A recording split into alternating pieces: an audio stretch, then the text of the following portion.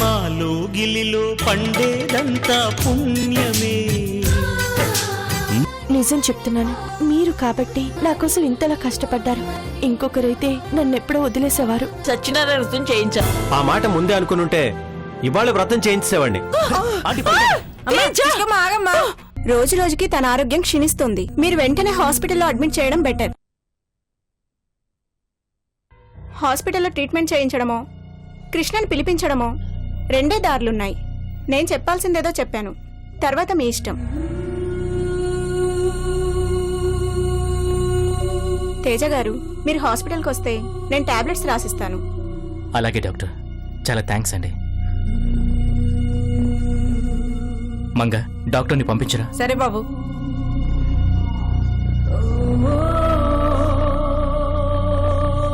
తనని కొంచెం జాగ్రత్తగా చూసుకోండి. అలాగే డాక్టర్. ప్రస్తుతానికి నిద్రపోతుంది, లేచాక ఏదైనా ఫుడ్ ఇవ్వండి. సరే, టేక్ కేర్. ఎంతో పాపం చేస్తే గాని ఇలాంటి కర్మ రాదు. కుటుంబం అంతా కష్టాల పాలైంది. తల్లేమో జైలుకెళ్ళింది, అన్నేమో జైలు పాలయ్యాడు, తండ్రేమో పక్షవాతం వచ్చి మంచాన పడ్డాడు. దీనికేమో పిచ్చి పట్టుకుంది. ఈ కష్టాల నుంచి ఆ దేవుడు కూడా వీళ్ళని కాపాడలేడు. వీళ్ళకి ఇంతే ఇంతే.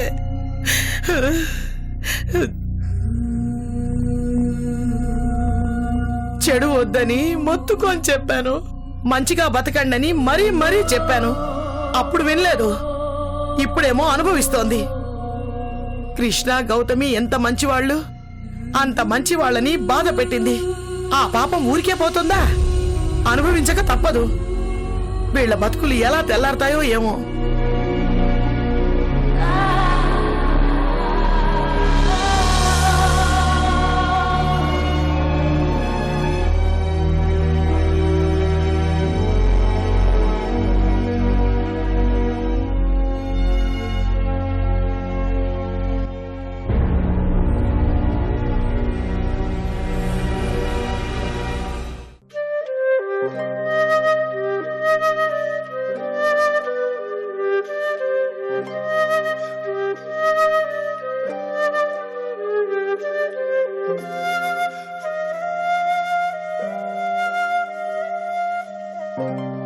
Good morning sir.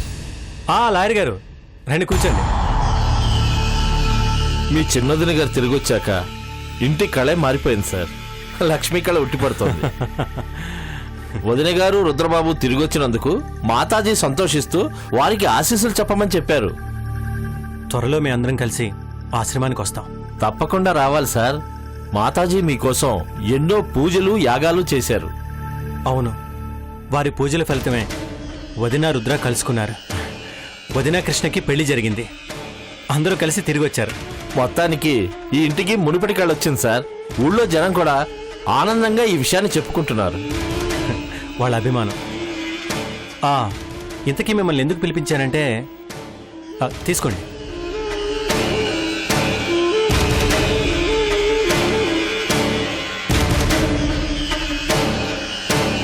మా యావదాస్తికి యజమానిగా కృష్ణని నియమిస్తున్నాను. అవన్నిటికీ మీరు డాక్యుమెంట్స్ రెడీ చేయండి. ఇకపై అన్ని అధికారాలు కృష్ణకే ఉంటాయి. మా కుటుంబానికి గార్డియన్గా, పవర్ ఆఫ్ అటానీగా కృష్ణ ఉంటాడు.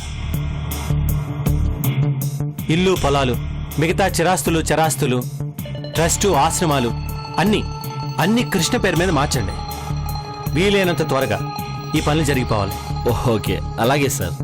ఏదైనా ప్రాబ్లం ఉంటే చెప్పండి, నేనే దగ్గరుండి చూస్తాను. సరే సార్. సార్, ఇంత సడన్ గా ఈ నిర్ణయం ఎందుకు తీసుకుంటున్నారు? ఎప్పుడో ఈ పని చేయాల్సిన లాయర్ గారు ఇప్పటికే ఆలస్యం అయిపోయింది. దానివల్ల కొన్ని అనర్థాలు కూడా జరిగాయి. అందుకే వేగంగా ఈ పని ఫినిష్ చేయమంటున్నాను. కానీ ఈశ్వర్ సార్ తమ్ముడు మీరుండగా కొన్ని బాధ్యతలు కొందరే నిర్వర్తించగలరు, కొన్ని బరువులు కొందరే మోయగలరు. దానికంటూ ఒక అర్హత ఉండాలి. మీకు మించిన అర్హత ఆయనకు? ప్లీజ్ లాయర్ గారు, కృష్ణ గురించి మీకు తెలీదు. అన్నీ ఆలోచించే నేను ఈ నిర్ణయం తీసుకున్నాను. Do what I say, okay? అలాగే సార్, మీరు చెప్పినట్టుగానే చేస్తాను. నమస్కారం అండి అయ్యా. నమస్తే నమస్తే. రెండు పంతులు గారు. కూర్చోండి. లాయర్ గారు మీరు ఇంకా బయలుదేరండి. Okay sir. ఓకే లాయర్ గారు నేను చెప్పింది మాత్రం చాలా త్వరగా చేయించాలి. Okay sir. ఓకే. హా, చెప్పండి పంతులు గారు, ఏం తీసుకుంటారు? Coffee, cool drink, tea? ఆహా, అలాంటివేం వద్దయ్యా. ఈ రోజు నేను ఫాస్టింగు. ఆ బామ్మగారు, పంతులు గారు వచ్చారు. నమస్కారం అయ్యా. నమస్కారం అమ్మా. అయ్యా, తమరి చిన్నోదిని గారు వచ్చారని విన్నాను, నిజమేనండి అయ్యా? నిజమే పంతులు గారు, దేవుడి దయ వల్ల చివరికి అంతా మంచి జరిగింది. గౌతమి కృష్ణ అనే మంచివాణ్ణి పెళ్లి చేసుకుందయ్యా. అవునా? శుభం. అదిగో శివపార్వతుల్లా ఉన్నారు. కుమారస్వాముల రుద్రబాబు. శతమానం భవతి శతాయుష్మాన్ భవ. నిత్య సంతోషాలతో పాటు ఆయుర ఆరోగ్యాలతో కలకాలం వర్ధిల్లండి. ఇంతకీ మిమ్మల్ని ఎందుకు పిలిపించామంటే సత్యనారాయణ వ్రతం చేయించాలి అనుకుంటున్నాం. సరేనమ్మా. అలాగే ఆ శుభకార్యం కూడా. సరైన సమయానికే నన్ను పిలిపించారు. ఈ రోజు దివ్యంగా ఉంది. 2 కార్యాలు ఈ రోజే జరిపిద్దాం. మరో గంటలో మంచి ముహూర్తం ఉంది. ఈలోగా ఏర్పాట్లు చేసుకుని వ్రతం మొదలు పెడదాం. వ్రతం అవగానే తొలి రోజు కార్యానికి ముహూర్తం పెడతాను. ఏమంటారు? అలాగే పంతులు గారు. మీరు ఎలా చెప్తే అలాగే.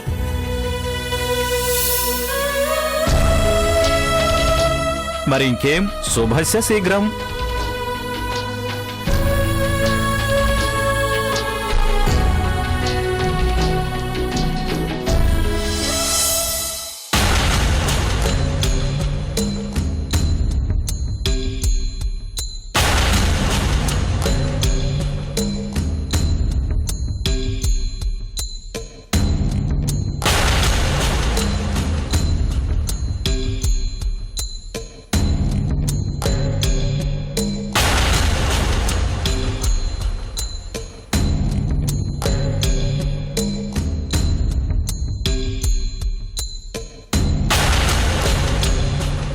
ఇదిగో మేడము, ఇదిగో ఇక్కడున్నావా మేడం మాత? ఏం చేస్తున్నా?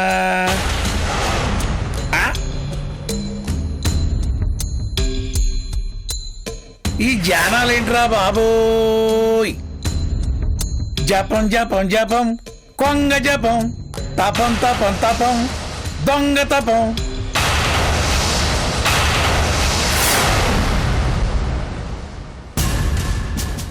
థ్యాంక్స్. కళ్ళు తెరిచావా? ధ్యానం మనసుకి మంచిది, యోగా ఒంటికి మంచిది.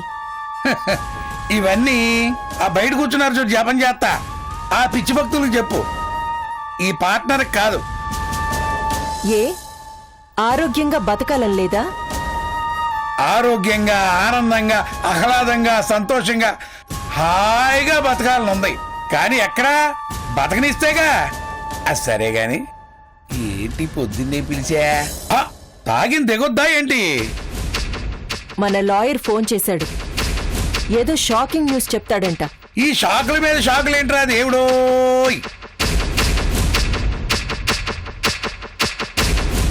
మాతాజీ వచ్చావా లాయరు? దా రండి. నువ్వు లాయర్గా కంటే వార్తాహరుల్లా బాగా పనిచేస్తావు సుమా. మరి మనకు వాళ్లకు వారది నేనే కదా సార్. సరే సరే, ఆ చావు వార్త ఏదో తొందరగా చెప్పి తగలడమయ్యా. వెయిటింగ్ చేయలేక చేస్తున్నావు. విజయ్ బాబు ఈశ్వర్ గారి అన్ని ఆస్తుల మీద సర్వాధికారాలు కృష్ణకి కట్టబెడుతున్నాడంట.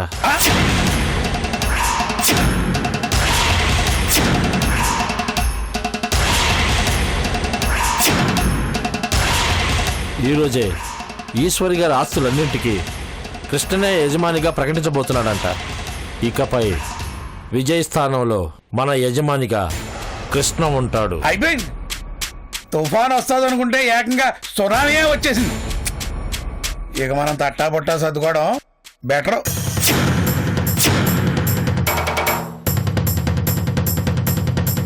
ఆ కృష్ణ సామాన్యుడు కాదు, అసలే క్రిమినల్ లాయర్.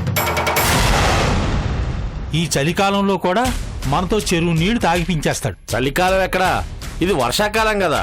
ఈ కలికాలంలో ఇంకా కాలాలు ఎక్కడున్నాయా బా? పాపాలు బాగా పెరిగిపోయి ఋతులు గతులు తప్పుతున్నాయి. మనకి చెడు కాలమే.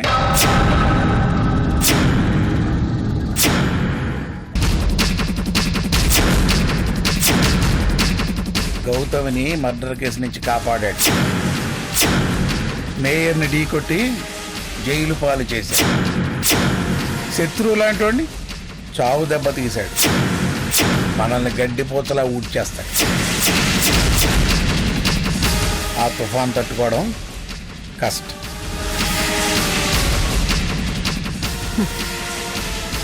ఎందుకు అంతలా భయపడుతున్నారు?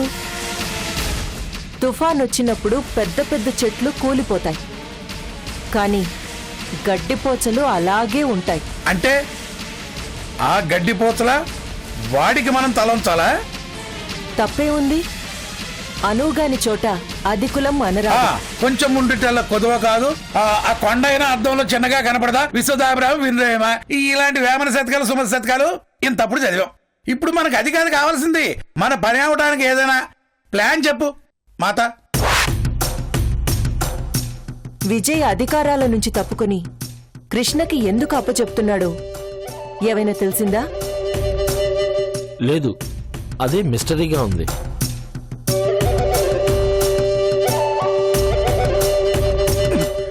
ఆడెందుకు తప్పుకుంటే మనకెందుకు? రోలు పోయి మధ్యలో వచ్చింది. ఆడు పోయాడు, ఈడొచ్చాడు. ప్యానంలోంచి పొయ్యిలోకి పడ్డాం మనం. ఒళ్ళు కాలి బుగ్గ అవ్వకముందే భద్రం చేసుకోవడం బెటర్. విజయ్ కృష్ణకి ఎప్పుడు అధికారాలు అప్పచెప్తున్నాడు? ఈరోజే. సరే, అయితే ఒక పని చేద్దాం. ఈశ్వర్ గారి వీరాభిమానిని ఒకరిని పంచాయతీకి పంపించి అధికార మార్పిడికి అడ్డుపడమని చెప్దాం. అడ్డుపడితే గ్రామస్తులు వ్యతిరేకిస్తే విజయ్ వెనక్కి తగ్గుతాడు కదా?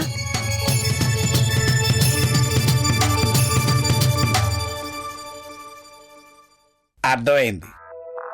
ఎట్టి పరిస్థితుల్లో విజయ ఈశ్వరాస్తికి యజమానిగా ఉండాలని గ్రామస్తులు డిమాండ్ చేస్తారు. ఏ సంబంధం లేని కృష్ణ అందుకు అర్హుడు కాదని వాదిస్తారు. విజయ్నే పవర్ ఆఫ్ అటార్నీగా ప్రకటిస్తారు. ఆ పన్నా కొదిలి మీరు పంచాయతీకి వెళ్తారా? పిచ్చివాడా, నేనెందుకు వెళ్తానయ్యా? నా మనిషిని పంపిస్తాను. కొంపలార్పడం కష్టం గాని కొరివి పెట్టడం ఎంతసేపు? చాలా ఈజీ. అసలే నేను చెక్కుముక్కు రాయి లాంటోడు.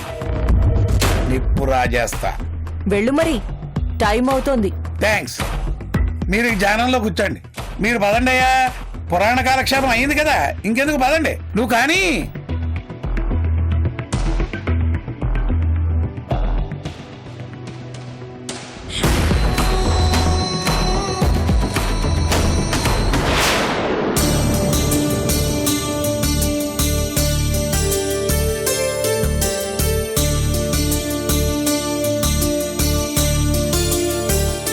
బాబు గారు, ఆ? మిమ్మల్ని కలవడానికి మన ఊరు వాళ్ళు వచ్చారండి. మీతో ఏదో మాట్లాడాలంట. వస్తున్నాను, ఒక్క నిమిషం కృష్ణ. సరే.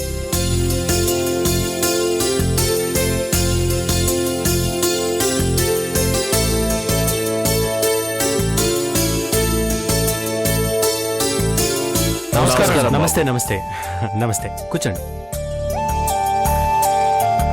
చెప్పండి, ఏ పని మీద వచ్చారు? అదే బాబు, ప్రతి ఏడు దీపావళి పండగ అయ్యాక రైతు మేళా జరిపించడం అన్నయ్య గారు ఆనవాయితీగా చేస్తూ వచ్చారని మీకు తెలుసు కదా. పోయిన ఏడాది అన్నయ్య గారు చనిపోయారు, అందువల్ల జరిపించలేదు. కనీసం ఈ ఏడాదైనా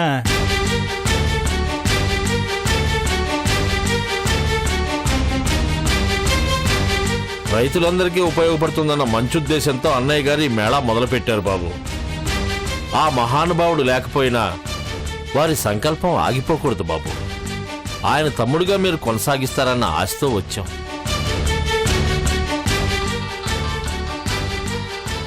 ఒక్క నిమిషం బాబు, వస్తాను.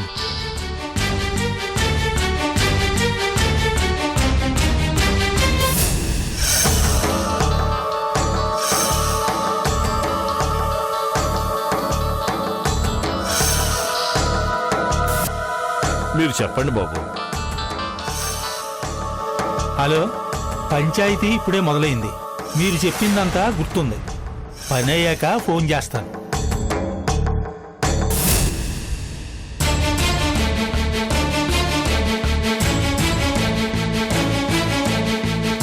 మీరేమీ అనుకోనంటే అన్నయ్య తరపున నేను రైతు మేళ జరపలేను.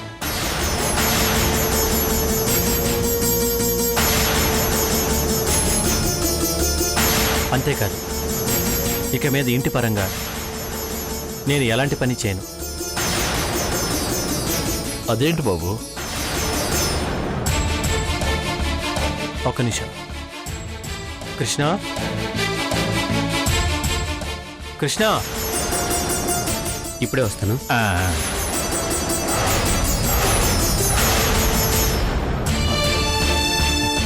రా కృష్ణ, కూర్చో. ఈయన మీకు తెలుసు కదా? అయ్యో, ఎందుకు తెలియదు బాబు. అన్నయ్య గారి లాగా ఈ బాబు కూడా చాలా మంచివారు.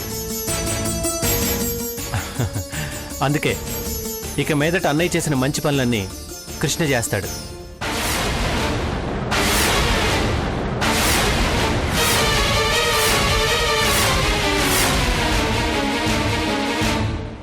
మంచి మనసుతో అన్నయ్య చేపట్టిన మంచి పనులన్నీ కృష్ణే కొనసాగిస్తాడు. మీ పనులు, మీ సమస్యలు, మీ బాధలు ఇంతకుముందు అన్నయ్య ఎలా నెరవేర్చాడో ఇప్పుడు కూడా కృష్ణ అలాగే నెరవేరుస్తాడు.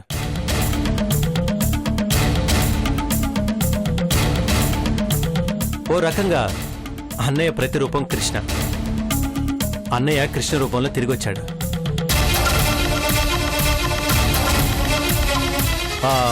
మా యావదాస్తికి త్వరలో కృష్ణ యజమాని కాబోతున్నాడు.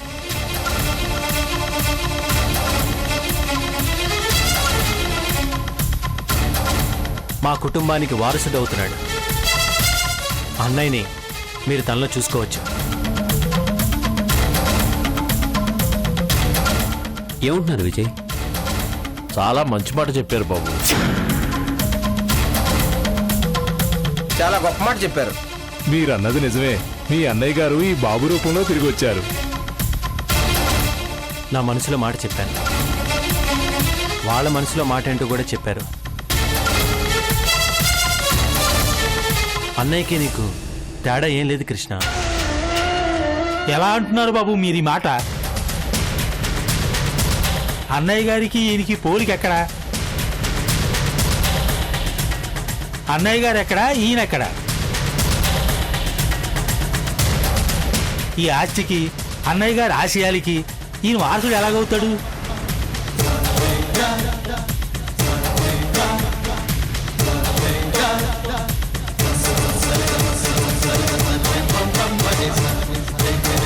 ఎందుకు అవ్వకూడదురా? గౌతమమ్మ మెడలో తాళి కట్టినంత మాత్రాన అన్నయ్య గారి స్థానం ఈయనకు వస్తుందా? అసలు విజయబాబు బతికొండగా ఈయన ఎలా వారసుడు అవుతాడు? మేము ఒప్పుకోం. చూడండి, నేను బతికుండడానికి కారణం కృష్ణ. ఆ రోజు మా అశోక్ బాబు జరిపించిన దాడిలో తన ప్రాణాలు తెగించి నా ప్రాణానికి తన ప్రాణం అడ్డేశాడు. ఇప్పుడు చెప్పండి, అతను లేకపోతే నేను ఉండేవాడినా? చెప్పండి. వీడేదో వాగుతున్నాడు. వీడి మాటలు పట్టించుకోకండి బాబు. నేనే ఊరికే వాగడం లేదు.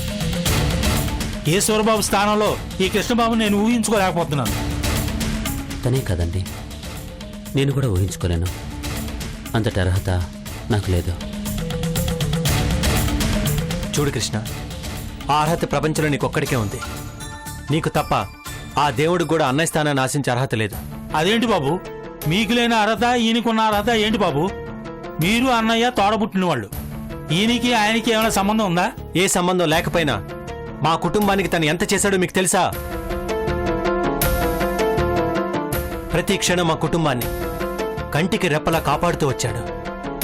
అన్నయ్య హత్య కేసులో వదిన అన్యాయంగా ఇరుక్కుంటే కాపాడాడు. ప్రమాదవశాత్తు వదిన గతం మర్చిపోతే మళ్ళీ మామూలు మనిషి అయ్యే వరకు కంటికి రెప్పలా కాపాడుతూ వచ్చాడు. రుద్రని వదిని ఒకటి చేశాడు. ఈ ఇంటికి మళ్ళీ జీవం పోశాడు. చీకటిని వెళ్ళగొట్టి ఈ ఇంటికి వెలుగుని తీసుకొచ్చాడు. ఇంతకన్నా ఇంకేం కావాలండి? అది కాదు విజయబాబు. నువ్వు నోరు మీద. కృష్ణబాబు గురించి నీకేం తెలుసు? విజయబాబు చెప్తున్నాడు కదా. చూడండి, మీరెవరు ఏమనుకున్నా పర్వాలేదు. కృష్ణ, ఇకపై నువ్వే యజమానివి. అన్నయ్య స్థానంలో నువ్వే ఉంటావు. లేదు విజయ్, నేను ఒక సాధారణ లాయర్ని. నన్ను మీ అన్నయ్య గారితో పోల్చకండి. ఆయన స్థానంలోకి నేను ఎప్పటికీ రాలేను. ఆ వారసత్వం మీదే. చూడు కృష్ణ, తోడపుట్టినంత మాత్రాన వారసులైపోరు. నేను మనస్ఫూర్తిగా చెప్తున్నాను, ఈ బరువు బాధ్యతలు ఇకపై నీవే. లేదండి, నేను మొయ్యలేను. నేనేదో లాయర్గా ప్రాక్టీస్ చేద్దాం అనుకుంటున్నాను. గొప్ప గొప్ప ఉద్దేశాలు ఉన్నవాళ్ళు చిన్న చిన్న పనులు చేయడం అంటే వాళ్ళ శక్తిని వృధా చేయడమే కృష్ణ. దేవుడిచ్చిన దాన్ని వృధా చేయకూడదు. అది కాదు విజయ్, నేను చెప్పేది ఒకసారి వినండి. గాంధీ గారు లారీగానే స్థిరపడి ఉంటే మనకు స్వాతంత్రం వచ్చుండేదా? అబ్రహం లింకన్ చెప్పులు కుడుతూ కూర్చుంటే అమెరికాకి ప్రెసిడెంట్ అయి ఉండేవాడా? రెక్కలున్న పక్షి ఆకాశంలో ఎగరాలి, మొప్పలున్న చేప సముద్ర గర్భంలో ఈదాలి. వాటికున్న శక్తి దేవుడు అందుకే ఇచ్చాడు. ఇవన్నీ నీకు తెలియనివి కావు కృష్ణ. అన్నీ తెలిసి నీ శక్తిని వృధా చేసుకోకు. అన్నయ్య బ్రతికుండడం మా అందరికీ కావాలి, కానీ అది జరగదు. అందుకే అన్నయ్య స్థానంలోకి నువ్వు రావాలి. వదిన్ని కాపాడినట్టు, రుద్రని చేరదీసినట్టు మా అందరినీ నువ్వు కాపాడాలి.